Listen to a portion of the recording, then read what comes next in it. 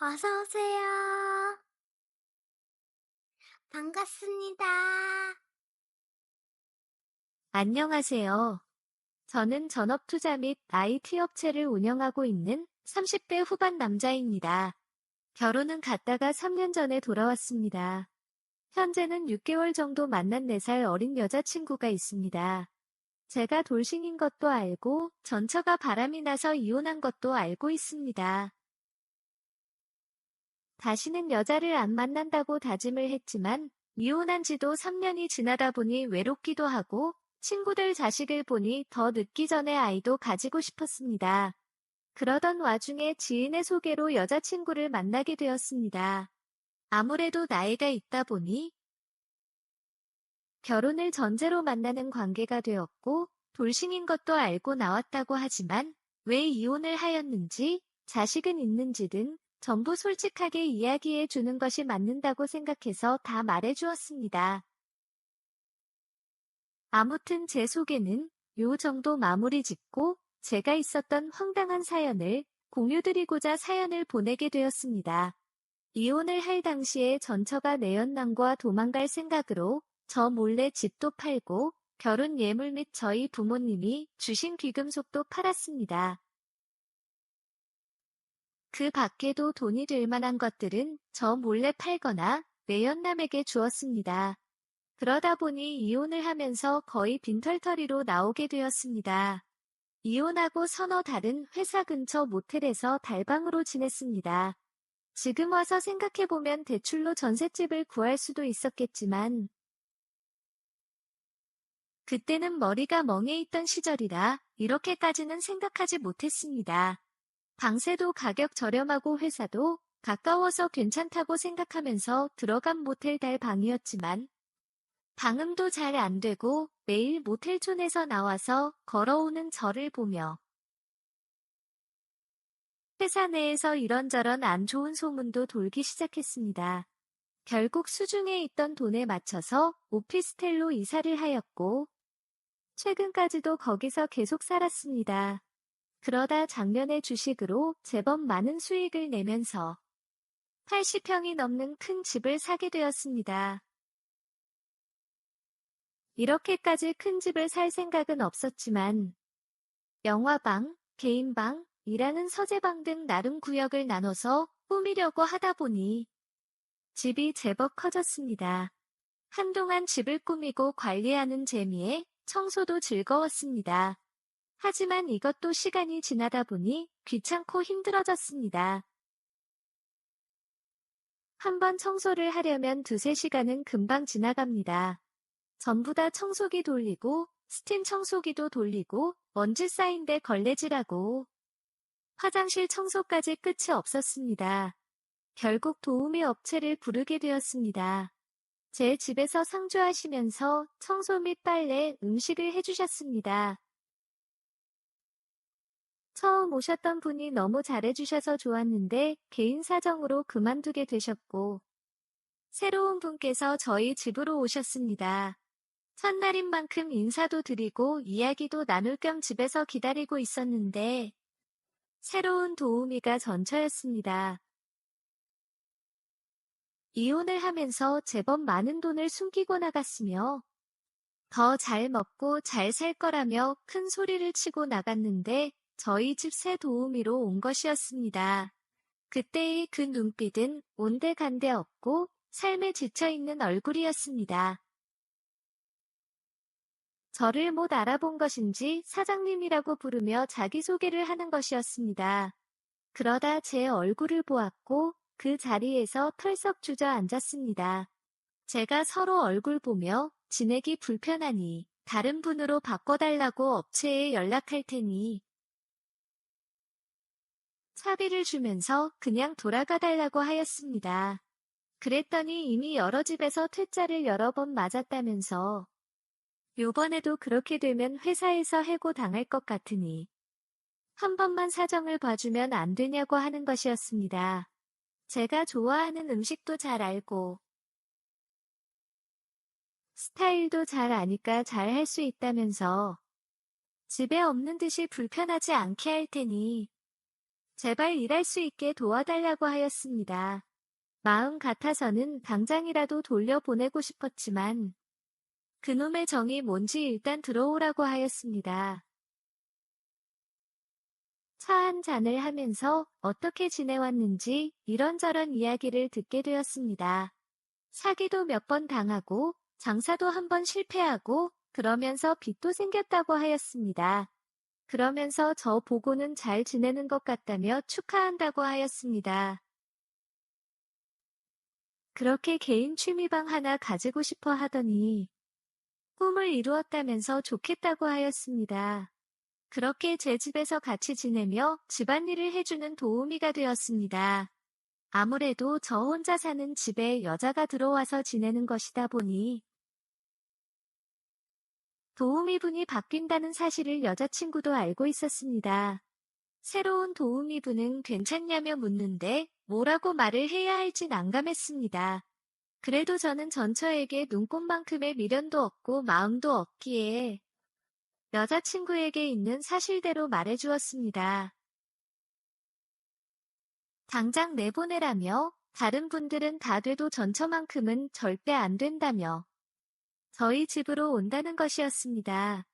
여자친구는 단숨에 달려왔고 화를 내면서 집에 들어왔지만 초췌한 모습과 힘없는 눈빛에 마음이 약해졌는지 나가라는 쓴소리를 하지 못하고 여자친구인 자기가 있다는 사실만 인지시켜주었습니다. 그러면서 절대 의심사는 언행은 안 해주었으면 좋겠다고 하였습니다. 전처는 알았다면서 이해해줘서 고맙다고 인사하였습니다. 그렇게 저희 집에서 일을 하기 시작했습니다. 제가 먹고 안 치우면 그렇게 잔소리를 하면서 뭐라고 하던 사람이 저와 제 여자친구가 자리를 비우면 조용히 와서 치우고 설거지하는 모습이 낯설기도 하고 기분도 이상했습니다. 게다가 여자친구도 전처를 의식하는 듯 제 집에서 자고 가는 날도 더 많아졌고 자고 가는 날이면 꼭 관계를 가지려 하였습니다. 관계를 가질 때마다 제 기분 탓인지 모르겠지만 일부러 더 큰 소리를 내면서 하는 것 같았습니다. 그리고 제 방 화장실이 있는데도 불구하고 굳이 거실 화장실로 나가서 씻는 것이었습니다. 이런 것들이 시간이 지나면 적응이 될 거라며 신경을 안 쓰려고 나름 노력을 하였지만 계속 제 눈에 거슬렸습니다. 그 중에서 가장 거슬리는 것은 여자친구와 전처 사이에 묘하게 흐르는 신경전입니다. 더 정확히 말하자면 여자친구가 전처를 너무 신경 쓰는 것입니다. 전처가 저랑 다시 잘해보려는 생각을 가지고 있는 것 같다며 조심하라고 저에게도 자주 당부를 합니다만 제가 볼 때는 그냥 아무 생각 없이 묵묵히 일만 하는 것 같습니다. 그런데 여자친구는 그게 아니라면서 여자 눈에는 다 보인답니다.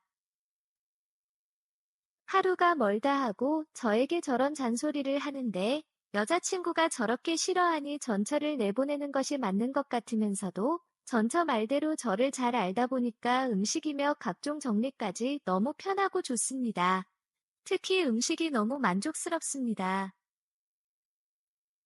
얼마 만에 집 밥을 먹는 건지 특히 제가 좋아하는 음식들을 해주다 보니 최근 들어서 살도 조금 쪘습니다.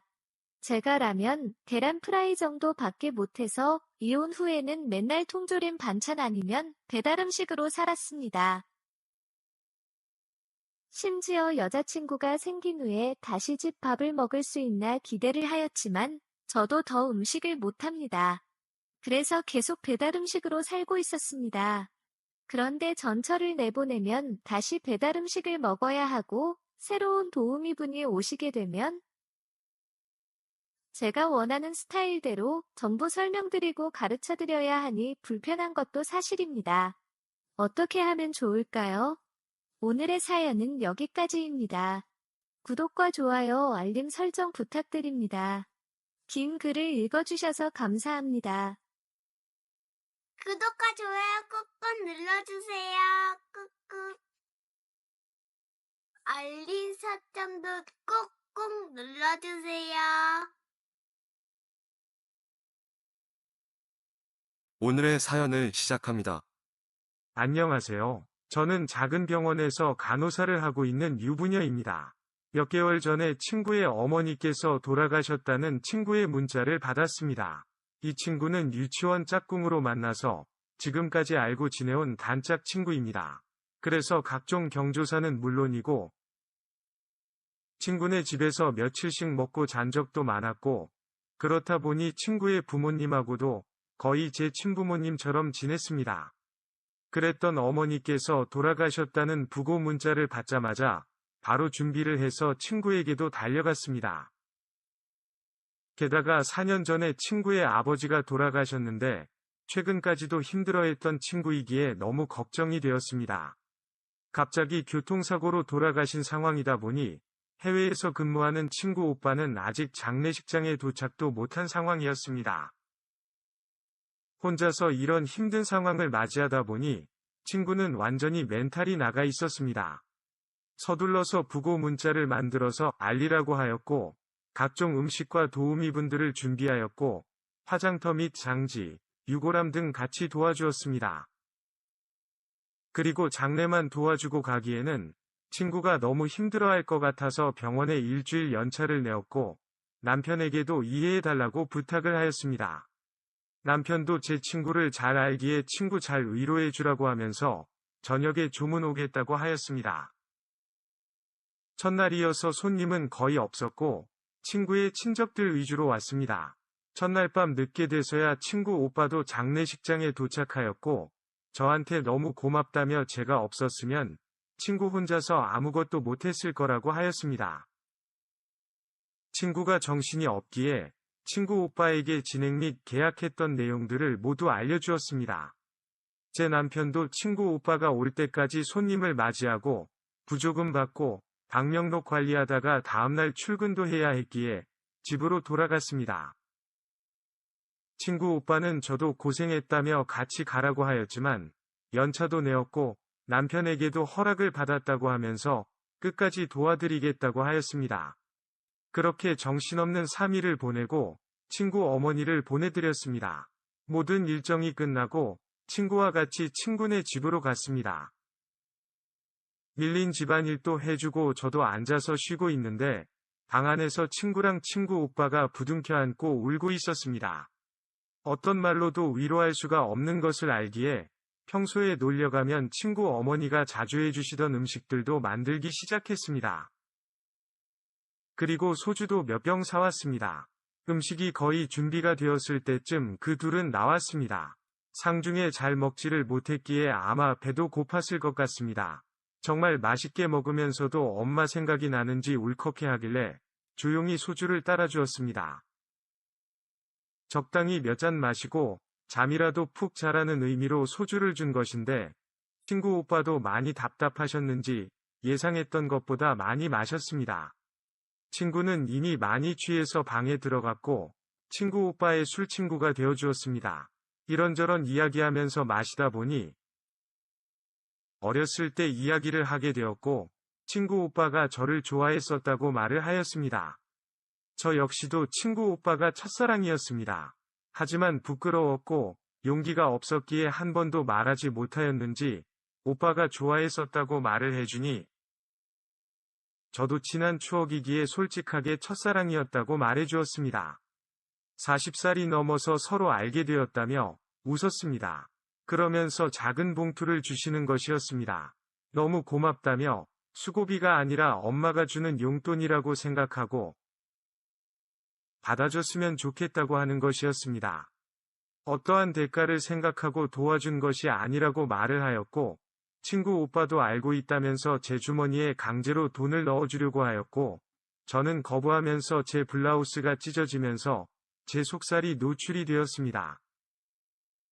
놀래서 허겁지겁 옷을 들고 화장실로 들어갔지만 수습하기 힘들 정도로 옷은 찢어졌고 친구의 티셔츠를 꺼내서 입었지만 저보다 체격이 좋았던 친구의 옷이라서 그런지 옷이 많이 흘려내리고 헐렁하였습니다. 친구 오빠는 너무 미안하다고 사과를 하였습니다. 술도 많이 마셨고 충분히 이해할 수 있는 상황이었기에 크게 화를 내거나 정색하지 않았습니다. 다시 앉아서 술자리는 더 이어졌고, 친구 오빠는 엄마 생각에 감정이 복받쳐 올랐는지 펑펑 울었고, 안아줄 수밖에 없었습니다. 한참을 안아주었지만 계속 꼭 끌어안는 친구 오빠를 거절할 수 없었습니다. 그리고 서로 눈이 마주치는 순간 저도 모르게 눈을 감고 입맞춤을 해버렸습니다. 왜 그랬는지 모르겠습니다. 그냥 제 품 안에서 우는 저 남자가 안쓰럽고 품어주고 싶었습니다. 조용히 오빠 손에 이끌어 방 안으로 들어갔고 요즘 말로 라면을 끓였습니다. 다음날 일어나자마자 스스로 자책을 하였지만 오빠의 손길을 거부할 수 없었습니다. 그렇게 또 한 번이 선을 넘었습니다. 그렇게 며칠간 친구네 집에서 친구를 위로해주며 이것저것 도와주면서 밤이면 친구 오빠와 부부처럼 지내게 되었습니다. 친구도 눈치를 챈 것 같았지만 모르는 척 해주는 눈치였습니다. 친구 오빠는 앞으로 한 달 정도 한국에 더 있다가 돌아간다고 하였고 저는 일상으로 돌아왔습니다. 남편에게는 친구가 힘들어해서 친구 만나려 간다고 거짓말을 하고는 친구 오빠를 만났습니다. 이유를 모르겠으나 자꾸 몸과 마음이 오빠에게 끌립니다. 길다면 긴 시간이지만 짧다면 짧은 시간이기에 오빠가 돌아가기 전까지만 만남을 가져야겠다고 합리화를 하였습니다. 오늘도 병원 근처에서 오빠가 기다리고 있습니다. 그렇다고 남편에게 화가 나거나 싫어하는 것은 아닙니다. 여전히 사랑하고 있고 이혼을 생각하고 있지 않습니다. 제게는 너무나 고마운 사람입니다. 다만 남편에게 이러고 있는 제 행동이 너무 미안하고 죄스럽습니다. 그냥 친구 오빠와 만나서 시간을 보내다 보면 그때 그 시절로 돌아가는 것 같고 뭔가 여자가 된 것 같고 남편과 다른 느낌의 사랑과 아낌을 받는 것 같아서 자꾸 보게 되는 것 같습니다. 오빠가 돌아간 후에는 저만의 비밀로 간직하고 오빠하고는 연락을 끊으려고 합니다. 오빠에게도 그렇게 하겠다고 말은 하였고 오빠도 그렇게 하겠다고 하였습니다. 하지만 그 좋았던 느낌은 가끔 가다가 생각이 날 것 같습니다. 저의 행동이 비난받을 일이라는 것을 잘 알지만 제 인생에서 약 한 달이라는 일탈을 멈추고 싶지 않습니다. 조용히 저만의 비밀로 즐기고 싶습니다. 인생에 한 번은 괜찮겠죠? 오늘의 사연은 여기까지입니다. 구독과 좋아요, 알림 설정 부탁드립니다. 긴 글을 읽어주셔서 감사합니다. 구독과 좋아요 꾹꾹 눌러주세요. 꾹꾹. 알림 설정도 꾹꾹 눌러주세요. 오늘의 사연을 시작합니다. 안녕하세요. 저는 회사 다니고 있는 30대 남자입니다. 여자친구가 있기는 하지만 외국에 있어서 거의 없다고 보는 게 맞는 것 같습니다. 특별히 잘난 것도 못난 것도 없는 그냥 아주 평범한 대한민국의 30대 샐러리맨입니다. 그날도 주말이라 늦잠을 자고 집에서 뒹굴뒹굴하고 있었습니다. 그런데 동생이 소개해줄 사람이 있다며 오후에 시간이 되냐며 전화를 한 것이었습니다. 누구를 소개해주냐고 물어도 대답을 안 해주기에 그냥 집에서 쉴 거라며 다음에 보자고 하였습니다. 그렇게 오후에도 씻지도 않은 채 TV를 보면서 있었습니다. 그런데 미친 건지 미치고 싶은 건지 동생 녀석이 제 집으로 왔습니다. 그것도 본인 여자친구를 데리고 말입니다. 여자친구를 소개해 주려고 했다면서 겸사겸사 놀려왔다는 것이었습니다. 집안은 난장판인 상태였으며 거실에는 제 속옷을 포함해서 빨래들이 널어져 있었고 바닥에는 점심에 시켜 먹고 아직 치우지 않은 배달음식 그릇도 있었고 가장 중요한 것은 제가 속옷 차림에 있었다는 것이었습니다. 부랴부랴 치우고 나서야 서로 인사를 나누었습니다. 오래간만에 본 동생이었지만 그 자리에서 저승으로 보내주고 싶었습니다. 첫 만남이 이랬기에 뻘쭘한 시간은 지나갔고 이 인간들이 쉽게 가려고 하지 않아서 저녁 사줄 테니 나가자고 하였습니다. 그때서야 움직이는 제 동생 녀석을 보아하니 역시나 빈대를 붙으려 온 것 같았습니다. 저녁도 먹고 간단히 술도 한잔하면서 이런저런 대화를 나눴고 나름 조금 친해지면서 언제든지 동생이 속상하게 하면 혼내켜줄 테니 연락하라며 제 연락처도 알려주었습니다. 그렇게 헤어지고 나서는 동생 여자친구는 기억 속에서 잊고 살았습니다. 그러고 나서 몇 주쯤 지나고 나서 동생 여자친구에게서 가끔가다 연락이 오는 것이었습니다. 즐거운 하루가 되라는 둥, 점심 잘 챙겨 먹으라는 둥, 비 오니까 우산 챙기라는 둥. 이런 일상적으로 챙겨주는 문자가 오길래 그때마다 고맙다며 저도 저런 느낌의 안부 문자로 답장을 하였습니다. 그러다 한 번은 주말에 집에서 쉬고 있는데 동생 여자친구에게 제 집 근처라면서 시간이 되면 밥 사달라고 연락이 왔습니다. 동생이랑 같이 있는 줄 알고 있는 곳으로 나갔더니 혼자 있는 것이었습니다. 그때 당시에 옷차림과 화장을 보았을 때는 다른 볼일을 보고 지나가는 길이라기보다는 그냥 여기로 준비해서 바로 온 듯한 상태였습니다. 어디까지나 제 개인 생각입니다. 아무튼 같이 밥을 먹기 위해서 만났기에 고깃집에서 간단히 소주와 함께 먹으려고 하였으나 동생 여자친구는 완전 만취를 하였고 자꾸 안기면서 한 잔 더 하려 가자고 고집을 부리길래 일단 제 집으로 데리고 와서 동생을 불렸습니다. 동생에게 있었던 상황을 알려주었고 미안하다며 데리고 갔습니다. 분명 잘 챙겨서 보낸다고 보냈는데도 여기저기에 그녀의 물건들이 버려져 있었습니다. 한 곳에 잘 모아놓고서는 저도 씻고 잤습니다. 그 일 이후로 그녀의 연락은 점점 더 많아졌고 단순 안부 문자에서 이런저런 개인 이야기까지 주고받게 되었습니다. 외국인 여자친구와 교제를 해서 그런지 이런 연락을 주고받는 것에 별 의미를 주지도 받지도 않았습니다. 하지만 제 주변에 그녀와 연락을 끊거나 아니면 동생이랑 같이 있는 단체방으로 만들어서 연락을 하거나 그것도 아니면 아예 사적인 대화를 하지 말라며 조심하라고 하는 것이었습니다. 왠지 그녀가 저한테 호감이 있는 것 같다며 잘못하다가는 동생이랑 사이가 나빠질 수 있다는 것이었습니다. 하지만 절대 그런 감정이 없기에 저는 주변 지인들의 충고를 가볍게 무시하였습니다. 하지만 주변 지인들의 걱정은 틀리지 않았고 새벽쯤에 그녀가 만취를 해서 제 집으로 찾아왔습니다. 고래고래 소리를 지르며 난리를 피웠고 이웃들에게 민폐를 끼치고 싶지 않아 얼른 집으로 데리고 들어왔습니다. 오늘도 동생을 불려서 보내보라며 그렇게 눈치가 없냐며 저에게 화를 내는 것이었습니다. 한참 동안 넋두리를 하더니 결국에는 조용히 잠이 들었습니다. 동생에게 연락해서 데리고 가라고 할까 하다가 시간도 너무 늦고 해서 말았습니다. 그녀는 제 방 침대에서 저는 거실에서 이불을 깔고 자고 있었습니다. 새벽에 자고 있는데 제 옆에 와서 눕는 것이 느껴졌지만 너무 피곤하기도 하고 졸려서 그냥 모른 척하고 다시 잠들려고 하였습니다. 그런데 저를 쓰다듬고 제 바지에도 손이 가는 것이 느껴졌고 저는 벌떡 일어나서 이럴 거면 집에 가라고 하였습니다. 그래도 방에 들어가서 문을 잠그고 잠을 잤습니다. 정말 일도 마음이 없었고 게다가 동생 여자친구와 그렇고 그런 사이로 발전하고 싶지도 않았습니다. 다음날 아침에 돼서 일어나 보니 거실은 정리되어 있었고 간단한 아침은 차려져 있었고 그녀는 집에 갔는지 없었습니다. 이런저런 내용이 적힌 장문의 쪽지가 있었지만 그냥 보지도 않고 버렸습니다. 그리고 제가 문자를 보냈습니다. 다시는 개인적으로 찾아오지도 연락하지도 말라고 하였습니다.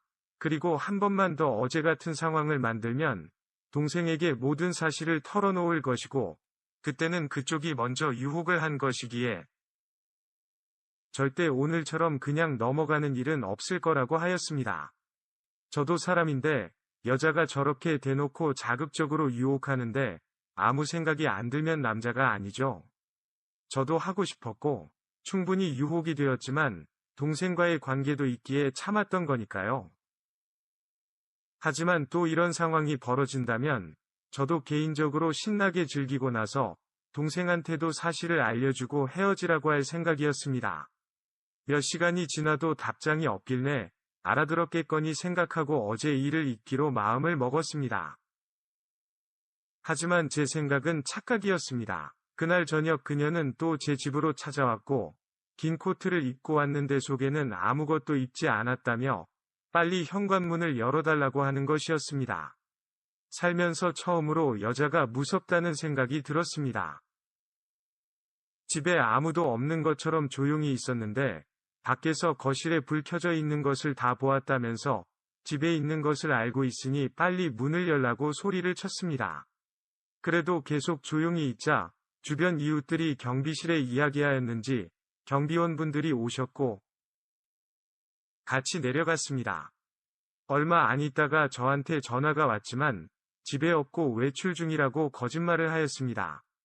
모든 사실을 동생에게 알려주었고 알아서 잘 처신하라고 하였습니다. 그 일 이후에도 몇 번 찾아왔었고 결국 연락처도 바꾸고 수신도 차단하였습니다. 마음 같아서 이사도 가고 싶지만 아직 전세 계약도 남아있고 쉽게 할 수 있는 것도 아니어서 답답합니다. 답답한 마음에 두서없이 적은 제 사연을 들어주셔서 감사합니다. 오늘의 사연은 여기까지입니다. 구독과 좋아요, 알림 설정 부탁드립니다. 긴 글을 읽어주셔서 감사합니다. 구독과 좋아요 꾹꾹 눌러주세요. 꾹꾹. 알림 설정도 꾹꾹 눌러주세요. 오늘의 사연을 시작합니다. 안녕하세요. 저는 작은 식당을 운영하고 있는 유부남입니다. 얼마 전에 퇴근하고 집에 들어가니 처제가 집에 와 있었습니다. 아내는 장기 해외 출장이었기에 아무도 집에 없어야 하는데 사람이 있고 집에 불이 커져 있어서 엄청 놀랐습니다. 처제의 행색을 보아하니 부부싸움을 하고 집을 나온 것 같았습니다. 작년에 장모님께서 돌아가시면서 갈 수 있는 처갓집도 없고 게다가 아내도 출장 중이어서 저희 집에 올까 말까 많은 고민을 했을 것 같습니다. 처제와 아내는 나이 차이가 많이 나는 편입니다. 늦둥이로 태어난 처제가 작년에 장모님이 돌아가시면서 아내에게 더 많이 의지하는 것을 잘 알고 있습니다. 아무튼 그렇게 많은 고민을 하고 왔을 어린 처제를 아무것도 묻지 않은 채 따뜻하게 맞이해 주었습니다. 다만 아내가 저한테 연락을 안 한 것을 봐서는 아내도 지금 상황을 모를 정도로 급하게 집을 나온 것 같습니다. 일단 처제에게 밥을 차려주고 씻고 나왔습니다. 동서에게 전화가 많이 와 있었지만 일단 무시하였습니다. 처제가 말을 꺼내면 들어주려고 조심스럽게 소파에 앉아 기다렸지만 피곤하다고 하길래 게스트방에 이불 등을 넣어주고 씻고 푹 자라고 하였습니다. 그러고서는 좀 쉬다가 자려고 하였는데 주변을 보니 건조대에 있는 제 속옷 등 집안 상태가 장난이 아니었습니다. 달밤에 청소와 정리를 끝냈습니다. 자기 전에 아내에게는 있었던 상황을 이야기해 주었고 본인도 없는데 처제를 챙겨줘서 고맙다고 하였습니다. 그렇게 처제는 며칠을 저희 집에서 지내다가 답답했는지 같이 가게로 가서 일을 하고 싶다는 것이었습니다. 일하는 거 힘들다고 영화관도 다녀오고 쇼핑도 하라고 용돈을 챙겨주었더니 밥값을 해야 한다며 아침부터 나갈 준비를 다 하고 기다리고 있는 것이었습니다. 첫날 일을 마치고 돌아오는데 처제가 자기가 일을 잘하는 것 같으면 제 가게에서 일을 할 수 있게 해주면 안 되냐고 묻는 것이었습니다. 처제가 먼저 말하기 전까지는 안 물어보려고 하였는데 이렇게까지 나오다 보니 물어보게 되었습니다. 처제가 결혼한 지 이제 9개월이 되었는데 동서가 바람이 났고 내연녀가 임신까지 하면서 이혼을 요구한다는 것이었습니다. 게다가 아직 혼인신고도 하지 않은 상황이었고 더 이상 그들과 엮이고 싶지 않아서 나왔다는 것이었습니다. 그러면서 언니 즉 제 아내에게는 처제가 만나면 자세히 다시 이야기할 테니 출장 가서 일하고 있는 언니가 걱정하지 않게 말을 안 해주었으면 좋겠다고 하였습니다. 게다가 동서에게도 처제가 저희 집에 있는 것도 비밀로 해달라는 것이었습니다. 힘든 부탁도 아니고 처제가 간절히 원했기에 알았다고 하였습니다. 처제의 말들이 전부 다 거짓말일 거라고는 상상도 못했습니다. 그날 이후로 처제는 저희 식당에서 일을 하였습니다. 다소 몸이 약해서 불안해 보이긴 했지만 나름 열심히 일은 하였습니다. 남자들만 일하는 곳에 처제가 들어와서 일을 하니 왠지 분위기도 화사해진 것 같고 좋았습니다. 다만 말과 행동이 다소 조심해야 하고 특히나 처제의 복장이 조금 문제였습니다.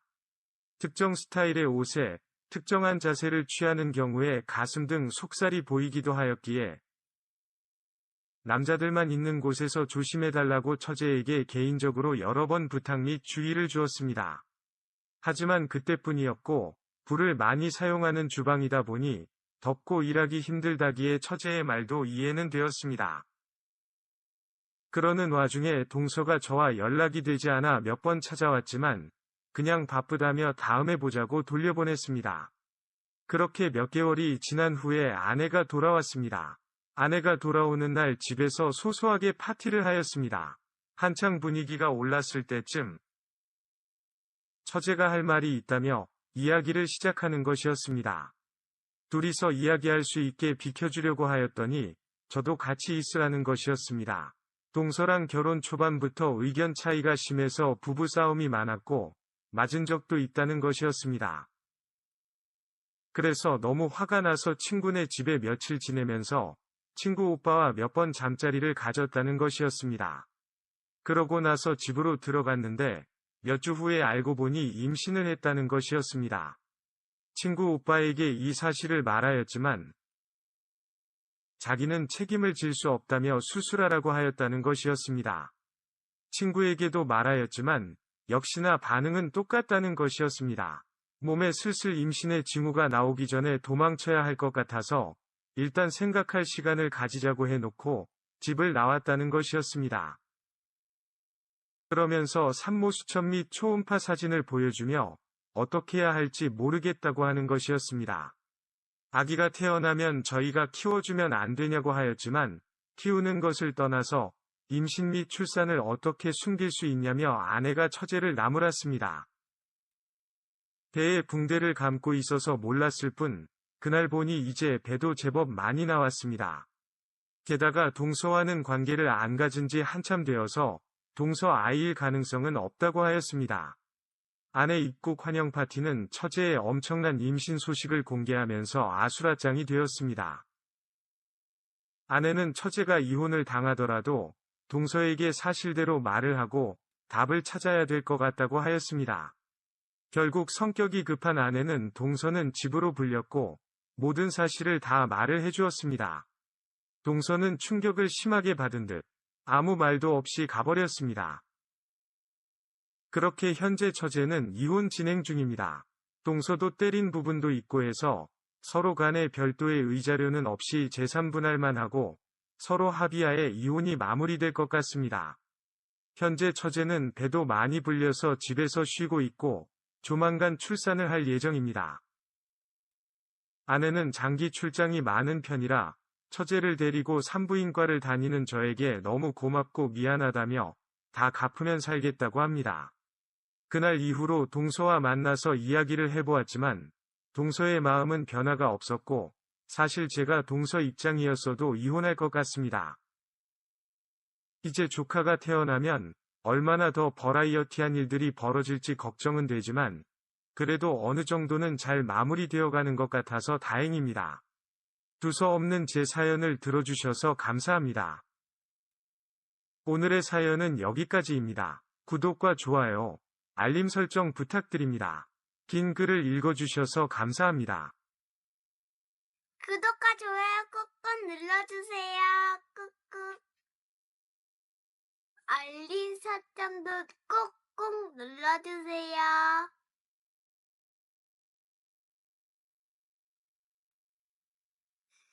어서오세요. 반갑습니다. 안녕하세요. 저는 36살의 싱글남입니다.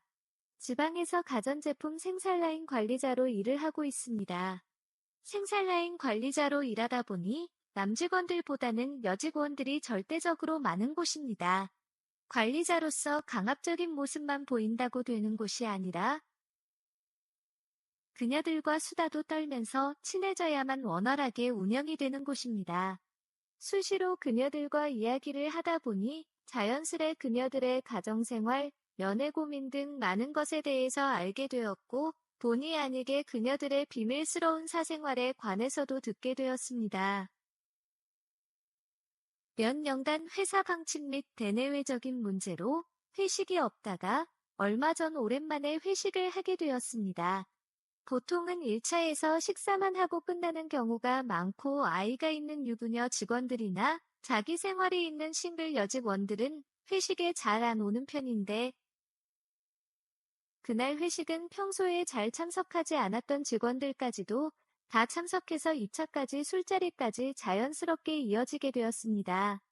이미 수많은 이야기를 나눌 만큼 친한 사이이기도 하지만 술이 들어간 그녀들의 거침없은 대화들은 옆에 앉아서 듣기 너무 민망한 수준이었습니다.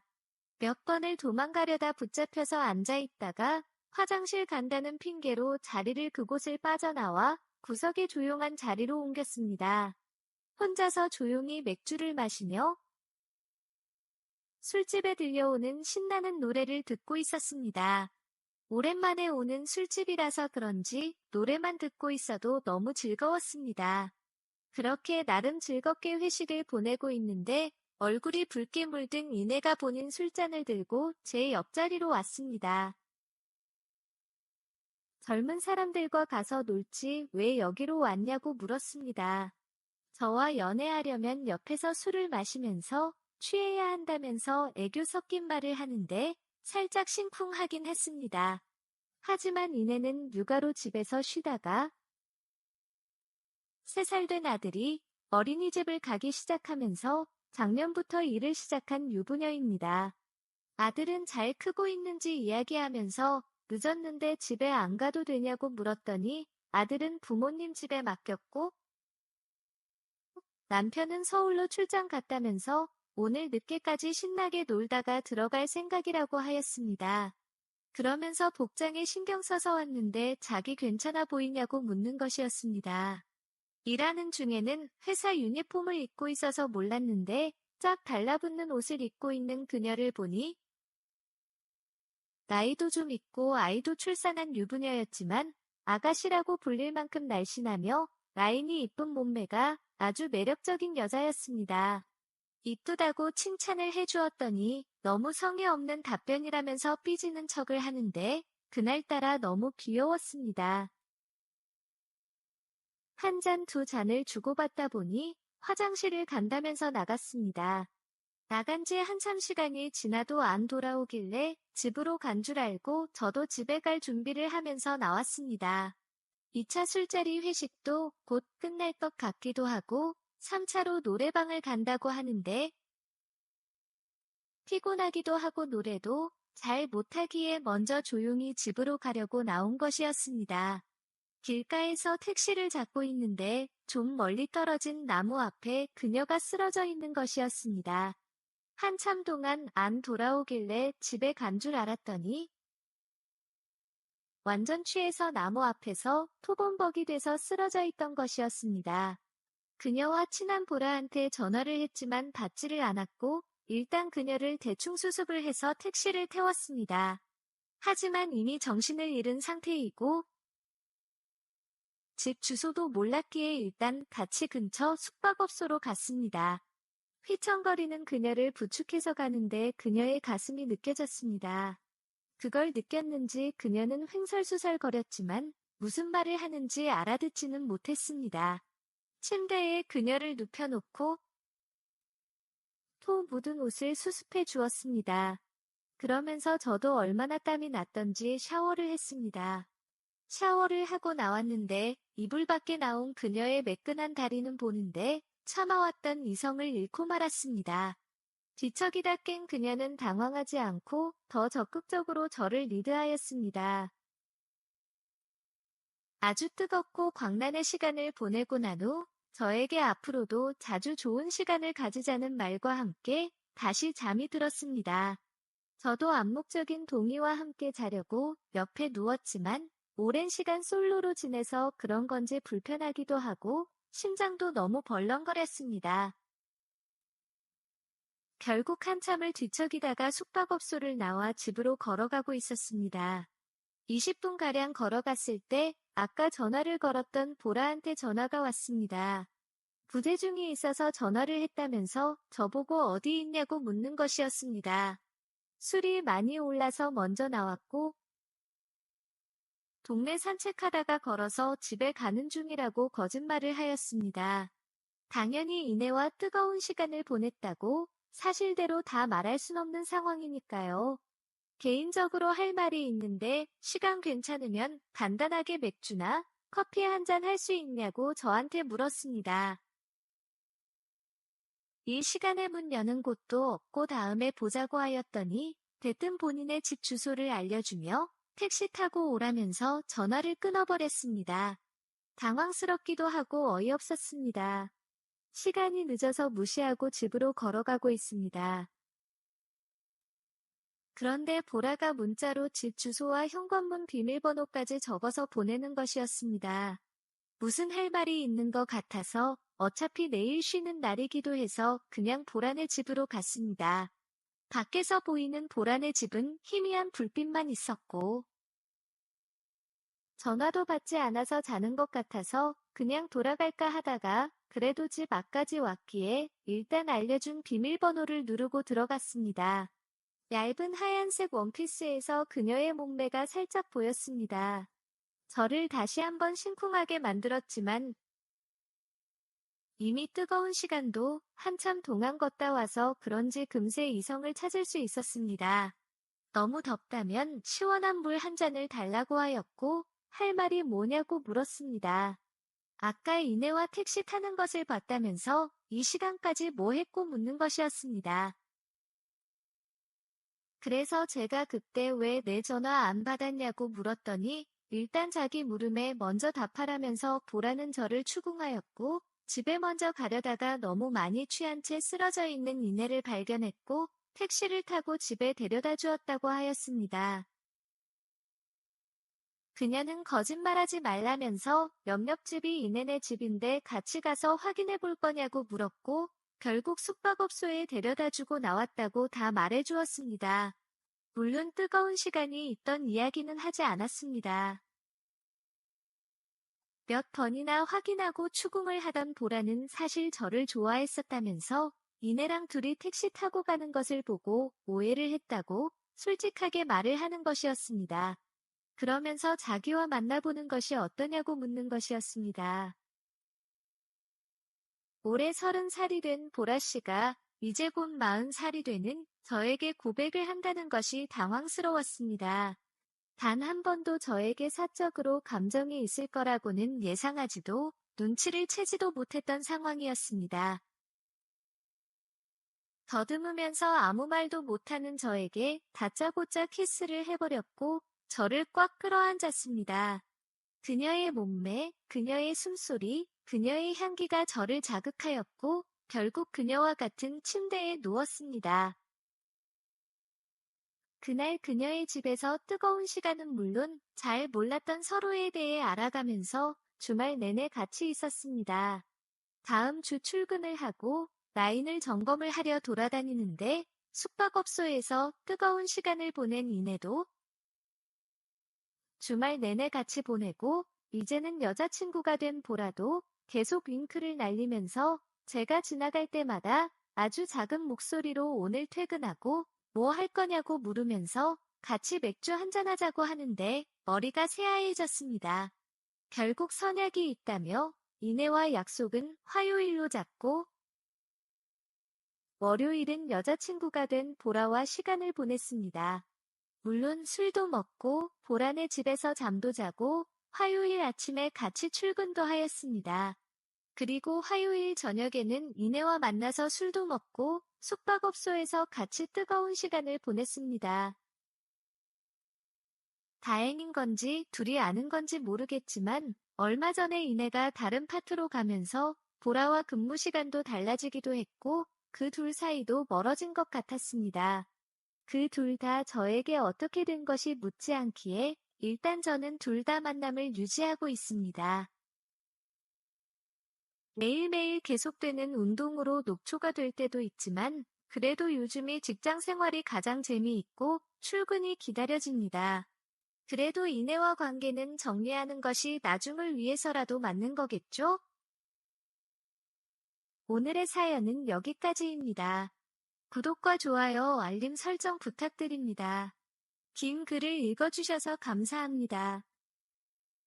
구독과 좋아요 꾹꾹 눌러주세요. 꾹꾹. 알림 설정도 꾹꾹 눌러주세요.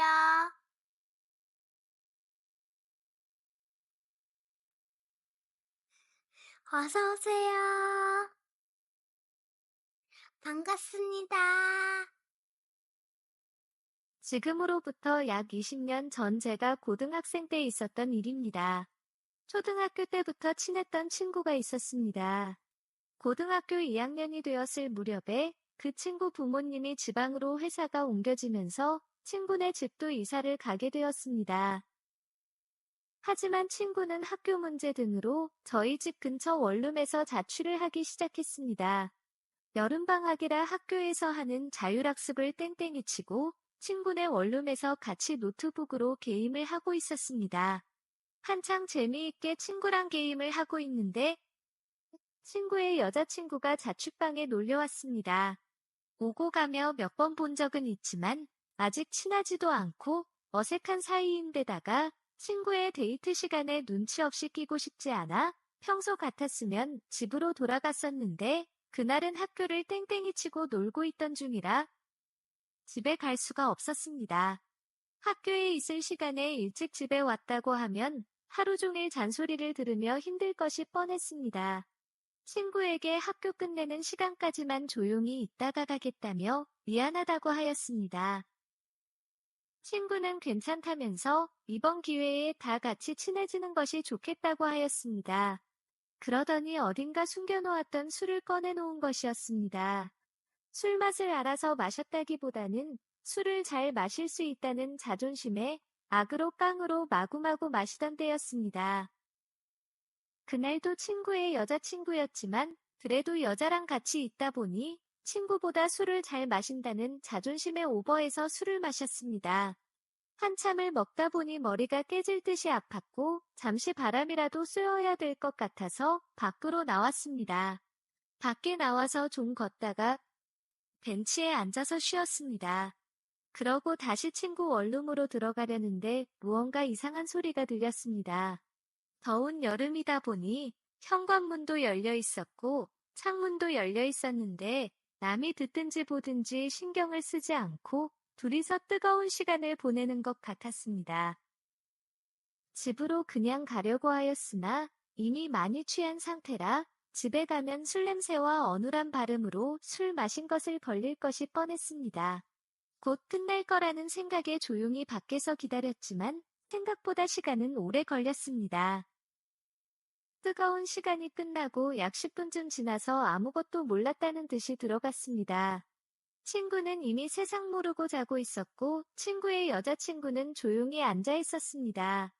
뻘쭘하기도 하고 가만히 있기도 민망해서 다시 혼자서 술을 마시기 시작했습니다. 제가 술을 마시니 친구의 여자친구도 제 옆에서 와서는 술을 따라주면서 같이 마시기 시작했습니다. 술이 약했던 친구는 아무리 깨워도 일어나지를 못했고 남은 술을 다 마신 후에 자려고 누웠습니다. 자려고 누웠더니 아까 들었던 소리 때문인지 옆에 여자가 누워있다는 생각 때문인지 잠이 오질 않았습니다.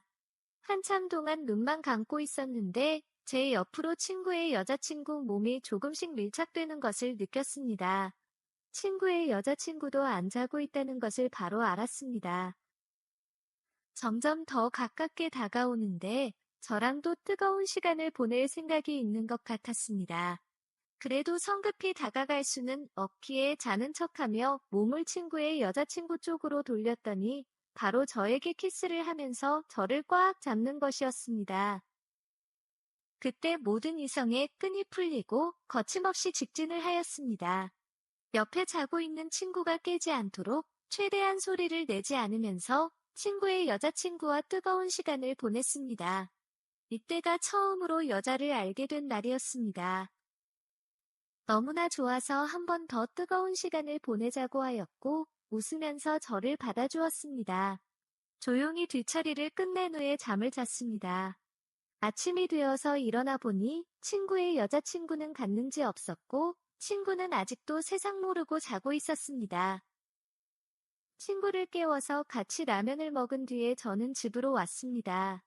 그날 이후로 친구의 여자친구와 보낸 뜨거운 추억이 머릿속에서 맴돌았습니다. 아무리 잊으려고 해도 강렬했던 첫 경험의 느낌은 쉽게 잊혀지지 않았습니다. 몇 번이나 술자리를 만들며 그날과 같았던 상황을 만들어 보려고 노력을 하였으나 친구의 여자친구는 저에게 기회를 주지 않았습니다.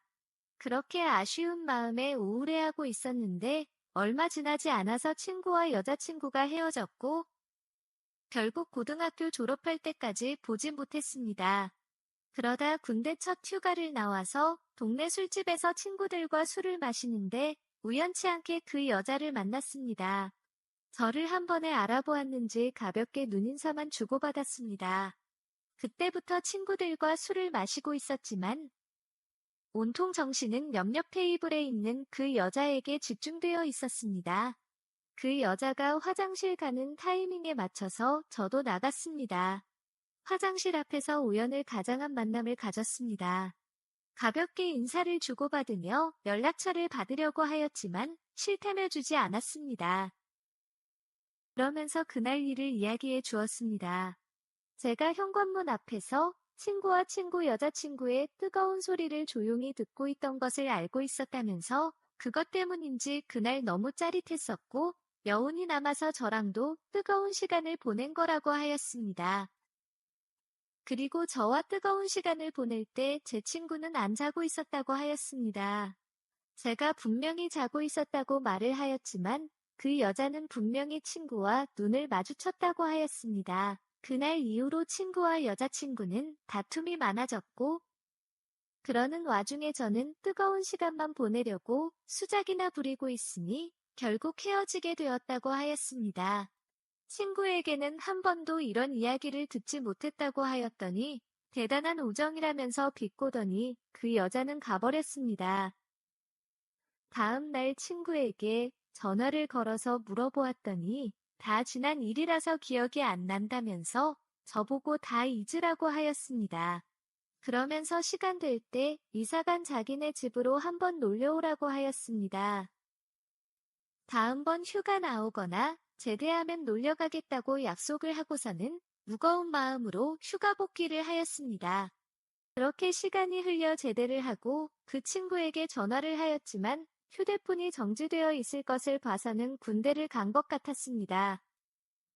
그날 이후로 중간중간 연락을 하였지만 연락이 되지 않았고 1년이 지난 후에는 아예 없는 번호라면서 유일하게 연락할 수 있는 방법도 없어졌습니다. 친구에게 큰 마음의 빚을 진 것 같아서 제대로 사과를 하고 싶었는데 시간이 많이 지나서 40대가 다 되어갑니다. 늦었지만 진심으로 사과하고 친구와 소주 한 잔이 하고 싶습니다. 오늘의 사연은 여기까지입니다. 구독과 좋아요, 알림 설정 부탁드립니다. 긴 글을 읽어주셔서 감사합니다. 구독과 좋아요 꾹꾹 눌러주세요. 꾹꾹. 알림 설정도 꾹꾹 눌러주세요.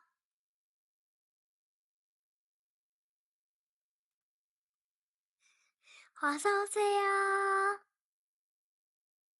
반갑습니다. 안녕하세요. 저는 회사를 다니고 있는 30대 남자입니다. 아직 결혼은 하지 않았습니다. 현재 만나고 있는 여자도 없습니다. 2달 전에 여자친구와 헤어졌는데 전 여자친구가 너무 집착이 심했던 사람이었기에 당분간 연애에 대한 생각이 없는 상태입니다. 너무나 집착이 심했기에 일단 업무적으로도 여자를 만나는 것도 싫어했고 남자친구들도 보는 것을 싫어했기에 동창회에 안 나간 지도 한참 되었습니다. 그러다 보니 자연스럽게 친구들의 연락이 뜸해졌습니다. 그런 친구들에게 이제 헤어졌으니 한가하다며 만나자고 연락하기가 너무 미안해서 연락이 오기만을 기다렸습니다. 이런 제 마음을 알 리가 없으니 한동안은 회사, 집만 왔다 갔다 하면서 지냈습니다. 그러던 중 SNS를 봤다면서 헤어졌으면 연락하지 그랬냐면서 친구들에게 연락이 오기 시작했고 오랜만에 동창회도 나가게 되었습니다. 친구들과 놀고 있는데 저희 옆집 살았던 은혜가 오는 것이었습니다. 예전에는 이쁜지 몰랐는데 화장도 하고 꾸미고 나타나니 제법 이뻐 보였습니다. 저도 모르게 은혜에게 너 이쁘다 라고 첫인사를 건넸고 은혜는 저보고 술을 많이 마셨다면서 장난으로 넘겼습니다. 한 10년 만에 보는 것 같아서 어떻게 지냈냐고 안부를 물었고 대학을 졸업하면서 사귀고 있던 학교 선배와 같은 회사에 입사해서 일하다가 아이가 생기면서 결혼을 하였지만 전 남편의 손버릇이 너무 안 좋아서 이혼을 했다고 하였습니다. 아이는 시부모님이 키우고 있다고 하였습니다. 아이는 안 보고 싶냐고 물었더니 아이가 너무 어릴 때 이혼을 해서 그런지 아이가 친구를 엄마인지 모른다고 하였습니다. 그래서 시부모님들이 아이가 좀 더 크기 전까지는 혼동이 오지 않게 안 만났으면 좋겠다고 하셔서 그렇게 못 보고 지내다 보니 처음에는 많이 힘들었지만 지금은 어느 정도 괜찮아졌다고 하였습니다. 그래도 핸드폰 배경화면에는 아이 사진을 해놓은 것을 보니 많이 보고 싶지만 아이를 위해서 많이 참는 것 같아 보였습니다. 그렇게 이야기하고 있던 도중에 전 남편에게 전화가 왔고 친구는 신경 쓰지 말라며 계속 수신 거부를 하였지만 그래도 계속 울리는 전화에 결국 나가서 전화를 받고 왔습니다. 멀리서 받는 모습을 보았지만 딱 봐도 싸우는 모습이었습니다. 한참을 싸우고 와서는 미안하다면서 하던 이야기를 계속하자고 하는데 전 남편의 전화를 또 올렸고 거의 울기 직전이 은혜의 얼굴을 보니 도와줘야 될 것 같다는 생각이 들었습니다. 은혜의 전화를 제가 받아서는 남자친구입니다. 이혼하셨는데 그만 연락하세요. 은혜가 싫다고 하는데 계속 연락하는 것은 명백히 범죄입니다. 한 번만 더 전화하시면 경찰에 신고하겠습니다. 라고 한 다음에 바로 전화를 끊어버렸습니다. 옆에서 보던 친구들은 학교 다닐 때도 붙어 다니더니 옆집이라서 그런 게 아니라 좋아하는 게 맞았다면서 놀리기 시작했습니다. 마음대로 생각하라고는 무시하자 암묵적인 동의라며 한참 동안 더 놀렸습니다. 그렇게 동창회가 끝나고 헤어지는데 은혜가 한 잔 더 괜찮냐고 물었고 동창회가 장소에 저희 동네 근처였고 내일은 쉬는 날이었기에 부담 없는 날이었습니다. 그렇게 둘이서 술을 마셨습니다. 이런저런 대화 중에 제가 어렸을 때 살았던 그 집에 살고 있다고 하자 아직도 부모님들이랑 같이 사냐고 묻는 것이었습니다. 두 분 다 시골에 내려가서 지내신 지는 한참 되었고 세를 계속 주고 있다가 집을 판다고 하시길래 아들 찬스 써서 저렴한 금액에 제가 샀다고 하였습니다. 리모델링도 다 하고 제가 산 지는 3년 정도 되었다고 하였습니다. 은혜는 그 집에 가보고 싶다고 하였고 나중에 놀려오라고 하였지만 지금 아니면 또 언제 여기까지 오겠냐면서 지금 가자고 조르기 시작했습니다. 청소도 안 되어 있고 지저분하다고 하였는데도 괜찮다며 막무가내로 저를 데리고 집으로 향하기 시작했습니다. 빈말인 줄 알았는데 정말로 더럽다면서 집에 들어오자마자 잔소리를 하는데 나가라고 하였습니다. 제 말은 듣지도 않은 채 집에 여자가 없으니 집 꼬락서니가 엉망이라면서 청소도 하고 설거지도 하는데 그만하고 가라는 제 말에 대꾸도 안 하고 잔소리만 하는 것이었습니다. 그렇게 한바탕 정리를 하더니 옷방에 들어가서는 제 추리닝으로 갈아입고 나오는 것이었습니다. 그러더니 시간도 늦고 술도 먹었다면서 자고 간다는 것이었습니다. 택시 불려준다고 하였지만 막무가내로 제 방 침대에 들어가서 눕는 것이었습니다. 술 한 잔 더 할 거면 부르고 아니면 잘 거라고 하는데 정신 나간 여자인 줄 알았습니다. 은혜는 저보고 너가 내 남자친구라며 내가 내 남자친구 집에서 자고 가는 게 문제될 것은 없는 것 같은데 이러면서 웃으면서 누워있는데 마음대로 하라고 하고는 나왔습니다. 저는 거실의 맨바닥에 그냥 누워서 잤습니다. 이불도 딱히 없고 몸도 너무 피곤해서 금세 잠이 들었습니다. 새벽쯤 화장실 가려고 일어나 보니 은혜는 저 옆에 안겨서 자고 있었고 덮은 이불도 없이 자고 있는 모습이 안쓰러워서 안아서 침대에 다시 눕혔더니 가지 말라며 저를 안았고 저에게 호감이 있다면서 만나볼 생각이 없냐고 물었습니다. 저 역시도 은혜에게 전혀 마음이 없었던 것은 아니었습니다. 다만 최근에 헤어진 전 여자친구 때문에 너무 힘들었기에 누군가를 만나기가 두려웠던 것이었습니다. 하지만 저를 잘 아는 친구라면 나쁠 것도 없다는 생각에 선뜻 알았다는 표시를 하였습니다. 그러자마자 저희는 서로에 대해서 더 자세히 알아가는 시간을 보냈습니다. 너무 오랜만에 뜨거워져 본다며 은혜는 여러 번의 알아가는 시간을 가지길 원했습니다. 저희는 뜨거운 시간을 보내고 침대에 누워서 이런저런 이야기를 하였고 그러던 중 은혜의 전 남편에 대해서 알게 되었습니다. 은혜의 전 남편은 회사 선배였습니다. 심지어 저와 친하고 많이 이뻐해 주시는 선배님이셨습니다. 이미 헤어진 사이인데 문제될 것이 없다고는 생각이 들 수는 있지만 이혼한 지 몇 년이 지났는데도 전 남편인 회사 선배가 은혜에게 여전히 재결합하자고 연락을 하고 있고 생일 등 각종 기념일이면 선물도 보내고 가끔씩 집에 찾아와서 잘못했다며 무릎 꿇고 빌다가 간다고 합니다. 이런 상황에서 제가 은혜와 교제를 하고 교제 사실을 전 남편이자 회사 선배가 알게 된다면 상황이 제법 꼬일 것이 뻔했습니다.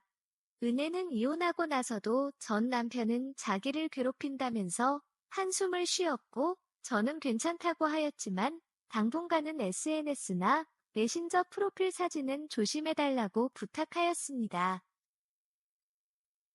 조금은 섭섭해하는 것 같았지만 전 남편의 성격을 잘 알고 있다면서 그러는 것이 저한테도 좋을 것 같다고 하면서 조심하겠다고 하였습니다. 그렇게 주말 동안 같이 보내고 은혜네 집에 데려다 주고 왔습니다. 돌아오는 길에 머릿속에 오만 가지 생각이 드는데 어떻게 해야 할지 답답하기만 합니다. 정말 잘못한 일은 없지만 저도 너무 좋아하는 선배이다 보니 껄끄러운 사이로 될까봐 그것이 너무 걱정입니다. 그렇다고 은혜와의 관계를 없던 걸로 하자니 주말 동안 같이 있으면서 저와 너무 잘 맞는데 이런 게 연애구나 라는 생각이 들 정도였습니다.